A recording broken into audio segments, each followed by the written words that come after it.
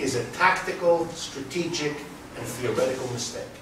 The issue here in this country, I think, and I think it's true in Europe as well, is finally to overcome the last 50 years of hesitance to talk about capitalism as a system and as the problem that needs to be overcome. It's much easier to talk, for example, many of my colleagues in the economics profession are writing and obsessing about finance, the financial industry, financialization. I mean, look at the titles of the books and the articles. This is, to my way of thinking, not that I'm against analyzing finance. Of course we should be analyzing all industries, finance included. But this focus is a very old focus that Marx himself, in the third volume of Capital, has a field day making fun of this. You know, why are we selecting the bankers or the investment? What is this? They do what they do to make money in the system according to the rules by which it functions. The problem in the United States was the same on Main Street as on Wall Street. This fetishization of Goldman Sachs or somebody else as the bad guy distracts one from the need to talk about a system. Everybody plays to make it in this system. They play by the rules as best they understand them, or they get around the rules as best they can. But the problem is that set of rules. Otherwise, we're going to get angry at the banker, punish them, throw them in jail. The next rung of leaders will spring up, and they're going to do the same thing because the system imposes that on people. It makes you do this and that. That's why the same guy who's an asshole in his job is a really nice husband and really takes good care of his dog. What's it got to do with anything? What he does on the job is given to him by a set of circumstances. So a Tobin tax, that's a tax on financial transactions. The idea was, if you make every financial transaction more expensive by attaching a tax to it, there won't be the crazy speculation, because basically by not taxing these transactions, you're subsidizing this kind of speculative activity. Sure, why not?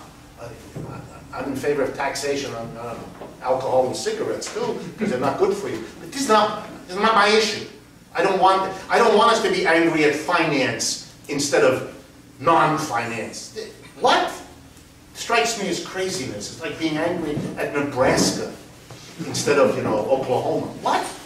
These are parts of a system.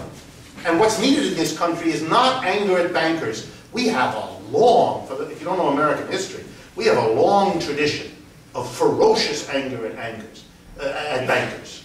I mean, half of what that Tea Party is, not to be mean-spirited, but half of that Tea Party has a long history of being angry at bankers. Because bankers, for them, is a synonym for New Yorkers, Jews, foreigners, and a whole set of other phantoms in their iconography of evil.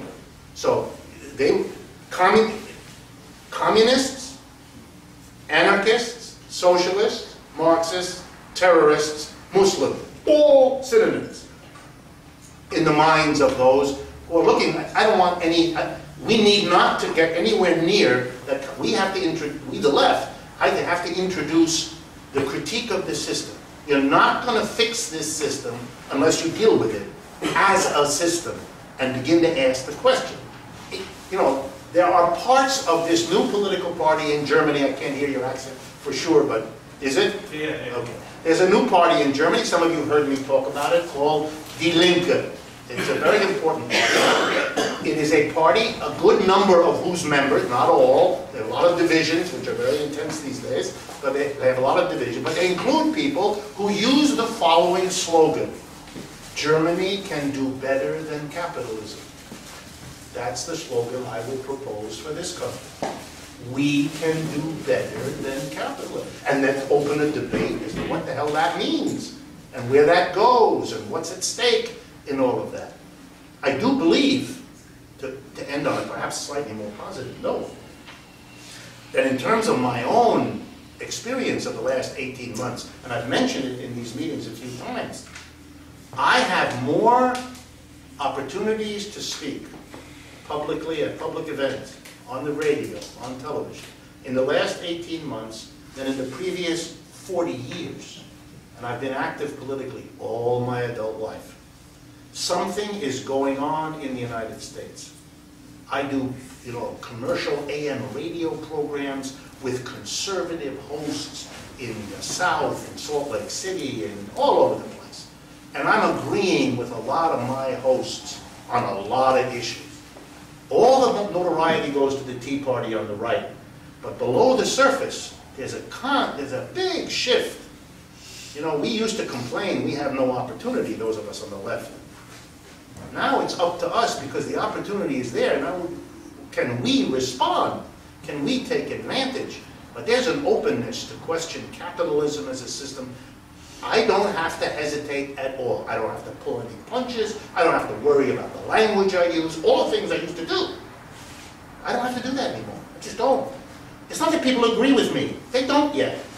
But I am inside the allowable range of discussion, which I never used to be. Now what I'm saying, people want to have an argument with me.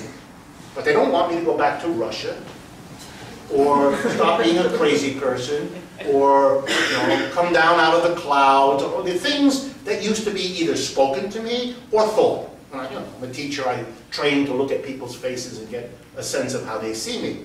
I don't have this problem anymore, and I am having a wonderful time. I never thought I could go around the country saying these things and get a reasonable hearing. I can't do all the invitations I have to do. I can't. Physically, I can't do it. Both inside the United States and outside the United States. I even need really skilled help to allow me to do these things, because I can't handle it myself. I mean it, literally.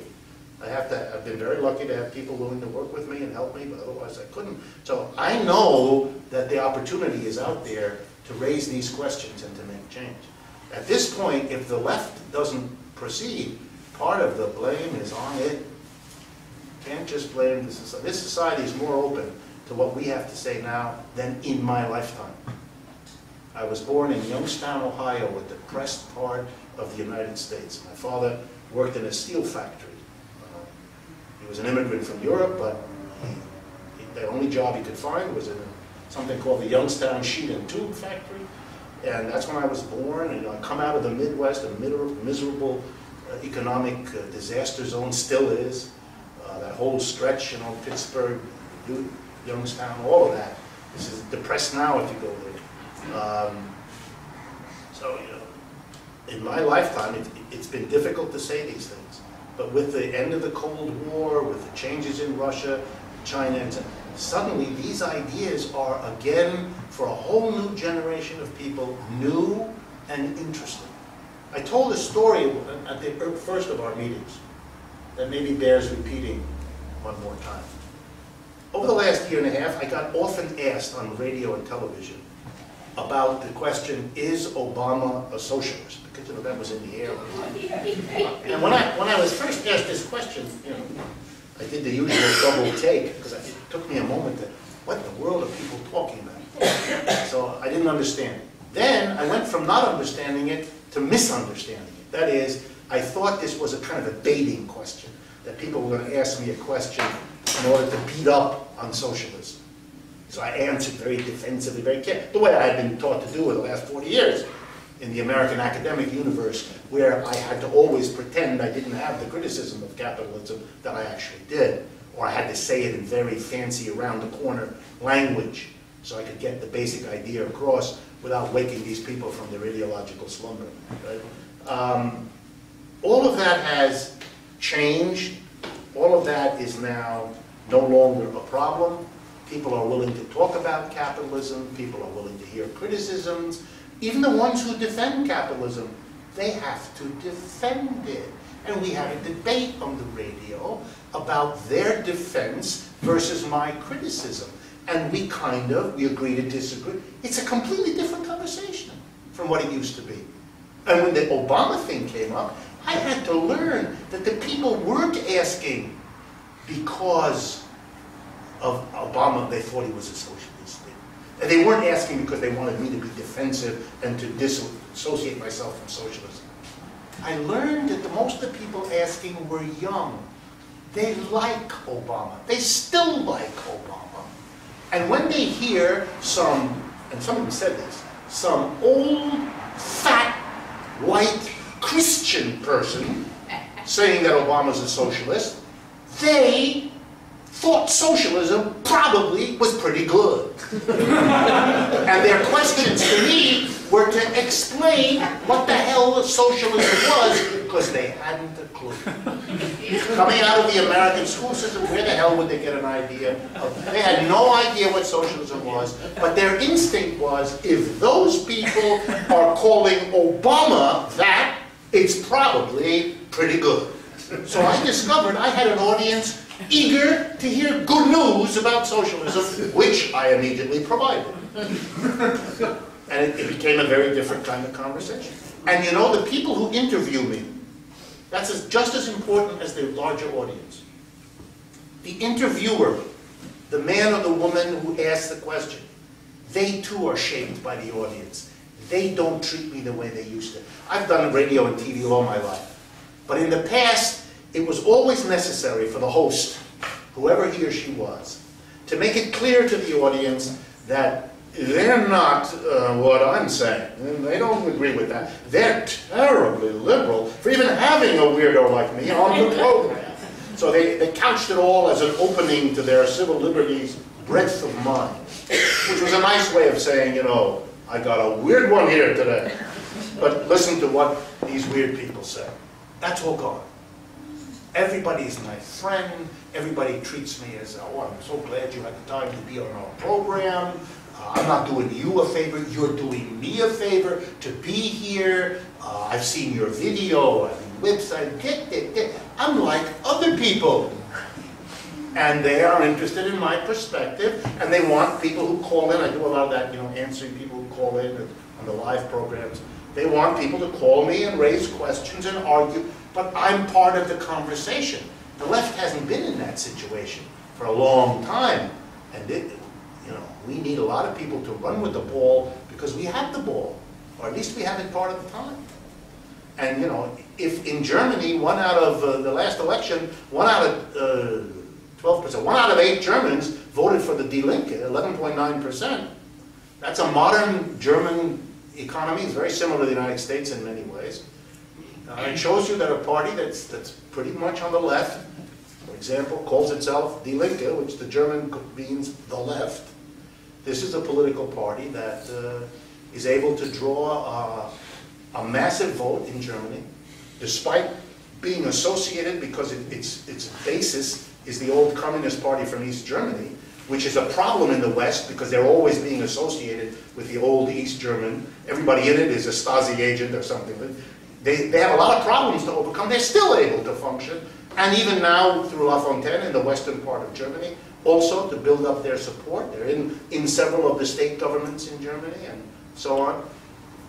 We ought to have this. We ought to have such a party. I think the basis in this country exists for that. I think the left is so demoralized and dispersed and disunified and so committed to a dispersion of effort that we don't do that. But I think we could, and it is my hope that the situation, as it continues, and capitalism doesn't have a, you know, capitalism has always in America been justified on the grounds it delivers the goods. It's not delivering the goods, it's delivering the bads.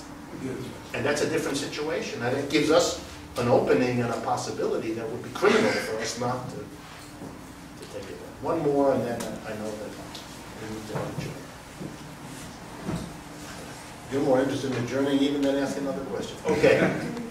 Well, let me instead say that we're going to continue, as I told you, these monthly updates. Each time it'll be an update plus a particular focus. Today it was on state and local governments and all of the economics of that. I will send out a notice, and it'll be on the Brecht Forum website what the particular topic will be for the next monthly. So again, we'll mix the update with a more focused analysis of a particular topic.